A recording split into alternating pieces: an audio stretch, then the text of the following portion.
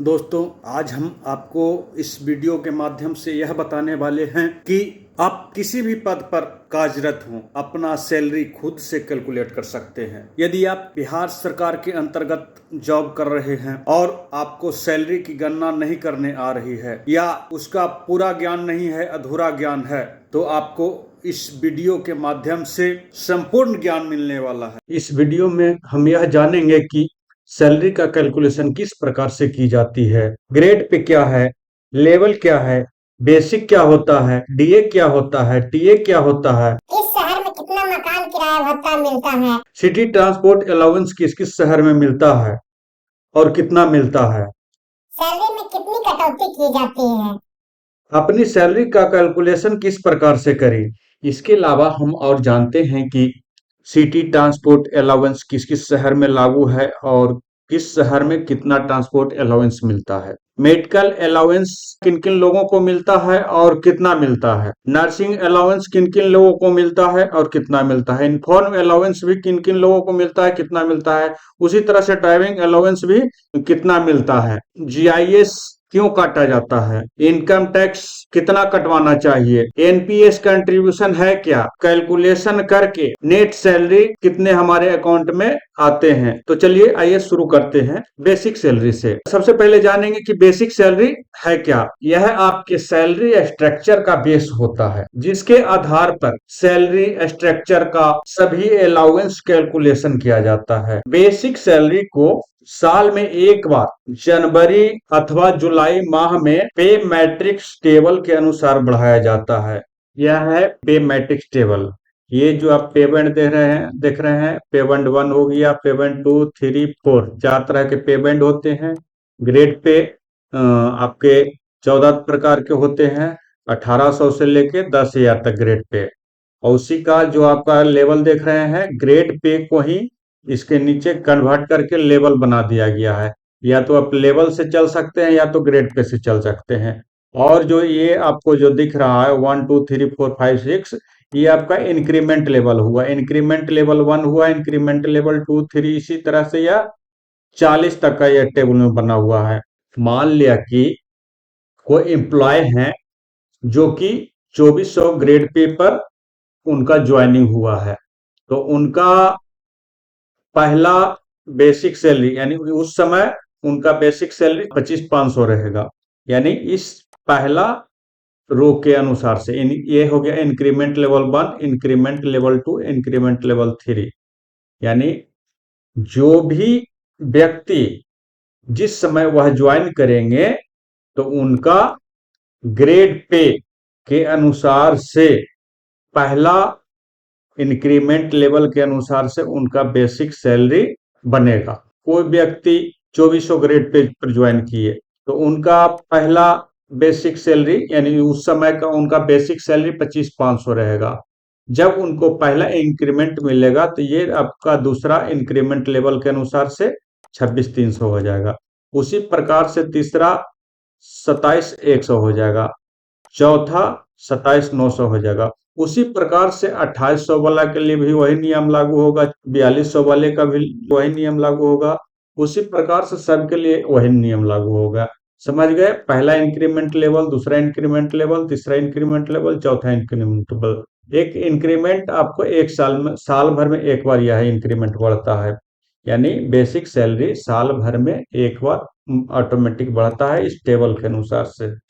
अब आते हैं डीए यानी डियरनेस अलाउंस। इसको हिंदी में महंगाई भत्ता भी कहा जाता है। महंगाई भत्ता एक प्रकार से अतिरिक्त पैसों की मदद के रूप में दिया जाता है, जो कि महंगाई के कारण कर्मचारियों की आर्थिक हैसियत में आई गिरावट को संतुलित या समायोजित करने के लिए दिया जाता है। यह हर 6 महीने जनवरी एवं जुलाई में बढ़ाई जाती है। अब आते हैं HRA यानी हाउस रेंट अलाउंस। HRA ऐसा भत्ता होता है जो कर्मचारियों को अपने आवास या मकान का किराया चुकाने के लिए दिया जाता है। HRA अलग अलग कैटेगरी के शहरों के लिए अलग अलग दर के अनुसार से दिया जाता है। ऐसे तो इसे मुख्य रूप से 3 वर्गों में बांटा गया है, X, Y और Z। अब जानते हैं एक्स कैटेगरी में कौन कौन से शहर आते हैं।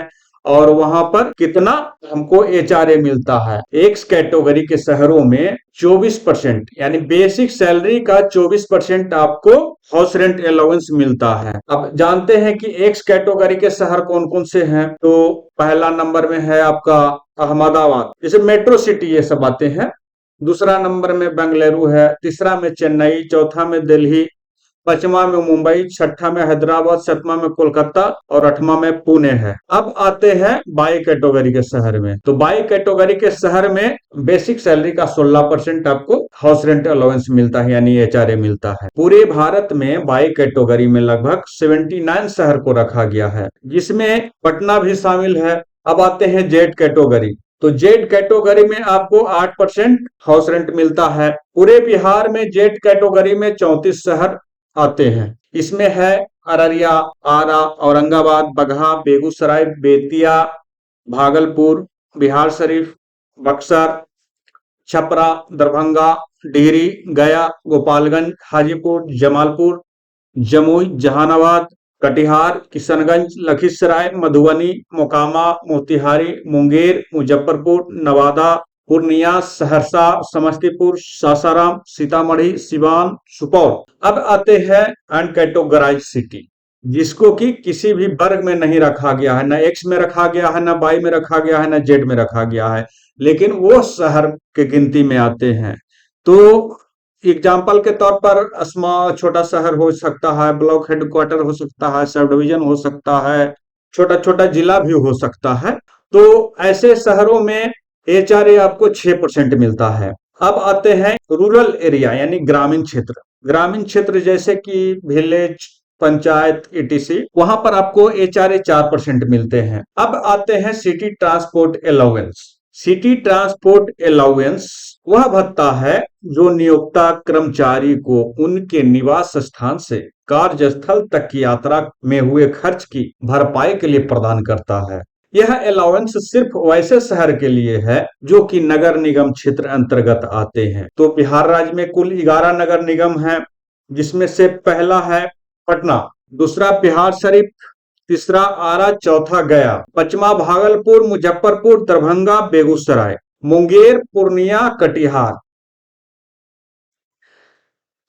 यहां पर अब हम समझते हैं सिटी ट्रांसपोर्ट अलाउंस किस वेतन स्तर के पदाधिकारियों कर्मचारियों को किस नगर निगम में कितना मिलता है। तो यहां पर देख लेते हैं, पहला नंबर में है वेतन स्तर 11 एवं अधिक, जो कि पटना नगर निगम के लिए लागू है 4000 प्लस डीए, अन्य नगर निगम के लिए लागू है 1500 प्लस डीए। वेतन स्तर 7, 8 एवं 9 पटना नगर निगम के लिए 3000 प्लस डीए है और अन्य नगर निगम के लिए 1000 प्लस डीए है। फिर वेतन स्तर 1 से लेकर 6 तक का 1515 पटना नगर निगम के लिए 1500 प्लस डीए है, अन्य नगर निगम के लिए 600 प्लस डीए है। अब एग्जाम्पल के तौर पर हम समझते हैं कि इसका कैलकुलेशन किस प्रकार से करेंगे। तो आप पटना शहर में कार्यरत हैं, आपका वेतन स्तर 8 है, यानी वेतन आप पटना शहर में कार्यरत हैं, आपका वेतन स्तर 8 है। आप अभी आपका डीए का दर 42% चल रहा है।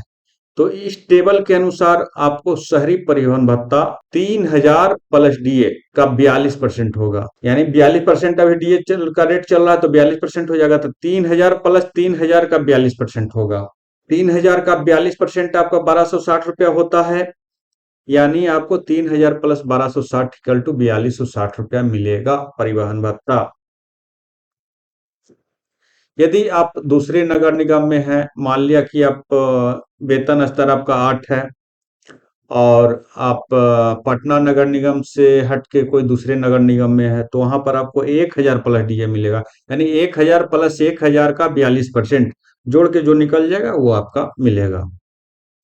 अब आते हैं मेडिकल अलाउंस।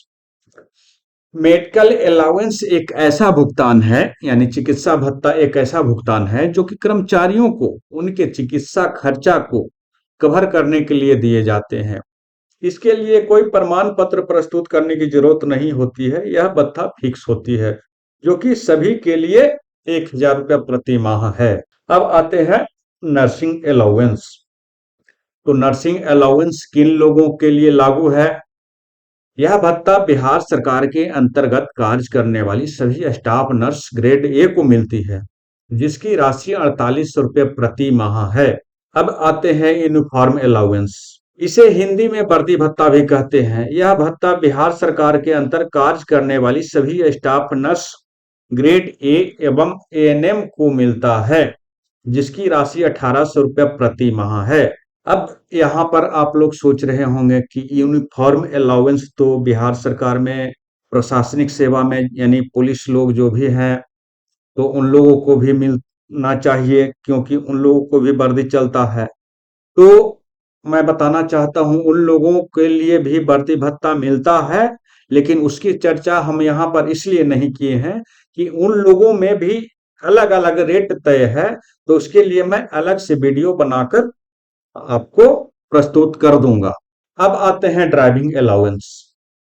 तो यह भत्ता बिहार सरकार के अंतर्गत कार्य करने वाले सभी ड्राइवर को दिए जाते हैं, यानी जो गाड़ी चलाते हैं उनको दिए जाते हैं। बिहार राज्य में पदस्थापित चालक के लिए यह राशि 1000 रुपया है, यानी 1000 रुपया प्रति माह है। बिहार भवन नई दिल्ली में पदस्थापित चालक के लिए यह राशि 1500 रुपये प्रति माह है। अब आते हैं डिडक्शन में, यानी कटौती। बिहार सरकार के कर्मचारियों को उनके वेतन से निम्न प्रकार की कटौतियां की जाती है। Group insurance, income tax, national pension system यानी एनपीएस, प्रोफेशनल टैक्स। अब जानते हैं ग्रुप इंश्योरेंस स्कीम यानी जीआईएस। इसे हिंदी में समूह बीमा योजना कहते हैं एवं संक्षिप्त में जीआईएस कहते हैं।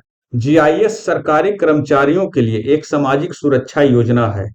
यदि सेवा के दौरान किसी कर्मचारी की मृत्यु हो जाती है तो उसके परिवार को इसी योजना के तहत वित्तीय लाभ मिलता है।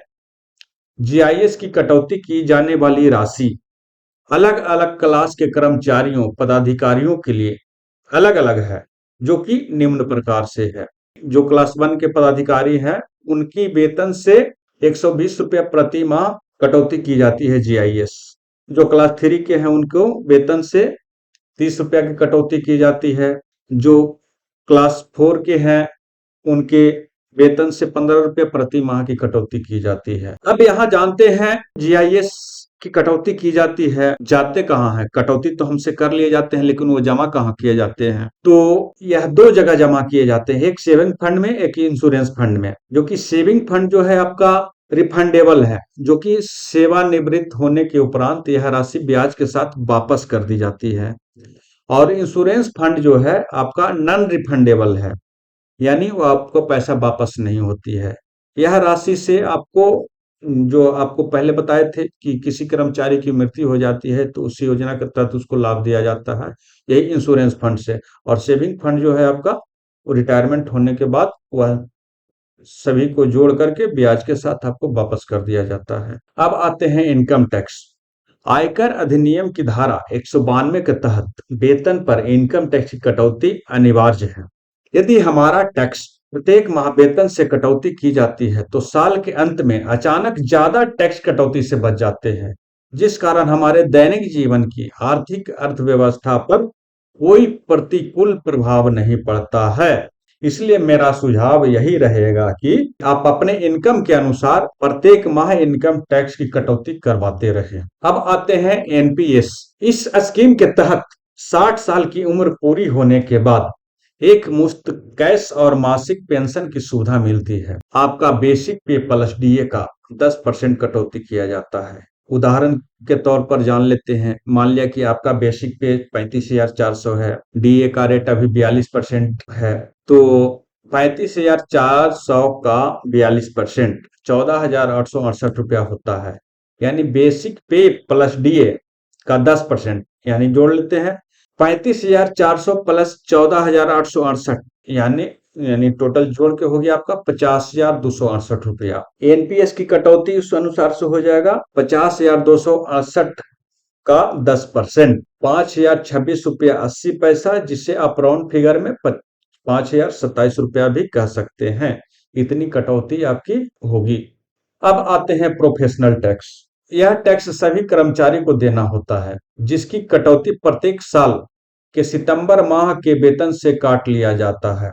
कटौती की जाने वाली राशि सालाना इनकम के आधार पर तय की जाती है, जो कि इस प्रकार है। जिनकी सालाना इनकम 3 लाख रुपया तक है, तो उनको प्रोफेशनल टैक्स जमा करने की जरूरत नहीं पड़ती है।